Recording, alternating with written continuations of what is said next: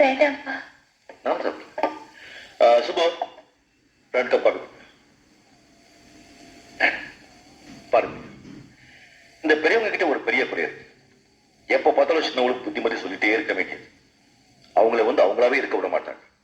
ஆனா நான் அப்படி உனக்கு தெரியும். பாரு, உன் வருங்கால புருஷனே நீ தேர்ந்தெடுக்கிறதுக்கு உனக்கு எல்லா உரிமையா இருக்கு. ஆனா இந்த வயசு என்ன, உனக்கு இப்ப 18 வயசு, படிக்கிற வயசு. இந்த வயசுல பெரியவங்க சொல்றதெல்லாம் தப்பா தெரியும். நாம என்ன செய்யறோமோ அதான் கரெக்டா தோணும். ஏன்னா இது 2 கெட்டா வயசு, ஒன்னும் புரியாத வயசு.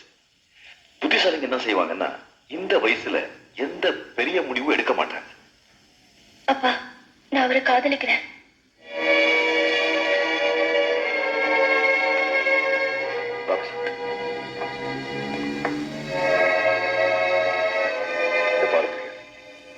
ஒருத்தனை காதலிச்சு அவனை புருஷனாக்கிக்கிறத விட ஒருத்தனை புருஷனாக்கிக்கிட்டு அவனை காதலிச்சா குடும்ப வாழ்க்கை நல்லா இருக்கும்.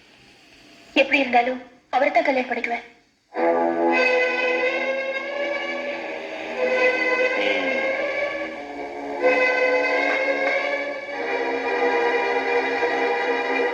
பிரியா, நீ உனக்கு கல்யாணம் பண்ணிக்கிட்டா நானும் அசோக் சம்பந்தியா கூடி கொலாம். நல்லது கெட்டதுல கலந்துக்கணும். இதெல்லாம் நடக்காத காரியம். என்ன உனக்கே தெரியும். எனக்கும் அசோக் ஆகாது.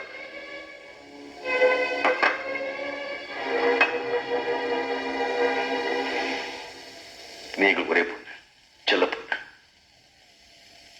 எங்க எல்லாரையும் மறந்துட்டு நீ ஒரே ஐடியா போயிடும். நீங்க 1000 காரணம் சொன்னாலும் சரி, என் முடிவை நான் மாற்றிக்க மாட்டேன்.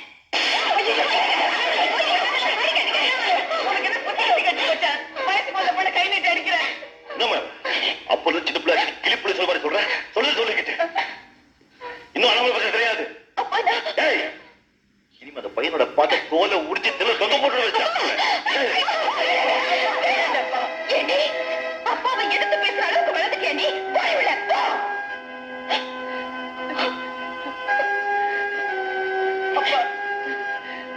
ஆத்திரப்படாதப்பா, நிதானமா இருப்பா. இல்லம்மா, நான் யாரு மேல அன்பு ஜாஸ்தி வச்சுலாம் என் நெஞ்சில் எட்டு உதைக்காங்க.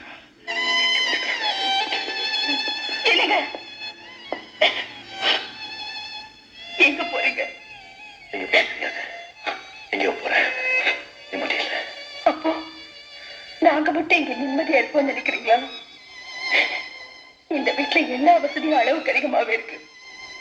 ஆனா நிம்மதியை தவிர கள்ள கப்படம் இல்லாம எப்ப பார்த்தாலும் குழந்தை மாதிரி சிரிச்சுக்கிட்டே இருப்பீங்களே.